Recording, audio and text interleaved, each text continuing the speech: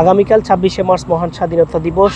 এই দিবসটি উপলক্ষে বন্দরনগরী চট্টগ্রামের স্মৃতিসৌধ এখন সম্পূর্ণভাবে প্রস্তুত শ্রদ্ধা জানানোর জন্য। আগামীকাল প্রথম প্রহরে কিন্তু চট্টগ্রাম সিটি কর্পোরেশন, জেলা প্রশাসক এবং বিভাগীয় কমিশনার এবং এরপরে সরকারি বেসরকারি বিভিন্ন মন্ত্রণালয়ের পক্ষ থেকে শ্রদ্ধা জানানো হবে, যার ফলে আসলে বন্দরনগরী চট্টগ্রামের যে কয়টি স্মৃতিসৌধ রয়েছে প্রতিটি স্মৃতিসৌধ ধুয়ে মুছে নতুনভাবে তৈরি করা হয়েছে এবং নানা সংযোজন করা হয়েছে। আমরা এখন আছি বন্দরনগরী চট্টগ্রামের উত্তর কাটুলিয়া এলাকায়। আমরা একটু দেখানোর চেষ্টা করছি। এখানে আইন শৃঙ্খলা বাহিনীও কিন্তু এখানে সরব উপস্থিতি রয়েছে, যাতে করে কোনো ধরনের অপ্রীতিকর ঘটনা এড়ানোর জন্য তাদের যে সতর্ক অবস্থান সেই অবস্থানে তারা অনড় রয়েছেন।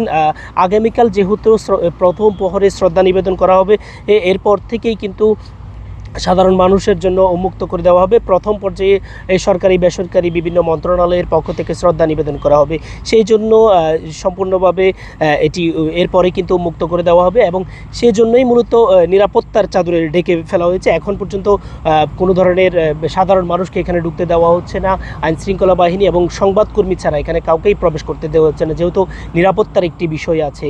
আরেকটি বিষয় যদি আমি আপনাকে বলি, নগরীর এই যে স্মৃতিসৌধ রয়েছে এটি মূলত বন্দরনগরী চট্টগ্রামের সর্ববৃহৎ স্মৃতিসৌধ, যার ফলে এখানেই কিন্তু চট্টগ্রাম সিটি কর্পোরেশনের মেয়র ডাক্তার শাহাদাত হোসেন, বিভাগীয় কমিশনার এবং জেলা প্রশাসক শ্রদ্ধা নিবেদন করবেন।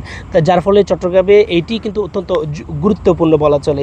তাই এখানের যে নিরাপত্তা ব্যবস্থা সেটা অনেকাংশেই বৃদ্ধি করা হয়েছে। তো এই ছিল বন্দরনগরী চট্টগ্রামের স্মৃতিসৌধ থেকে আমার কাছে সর্বশেষ।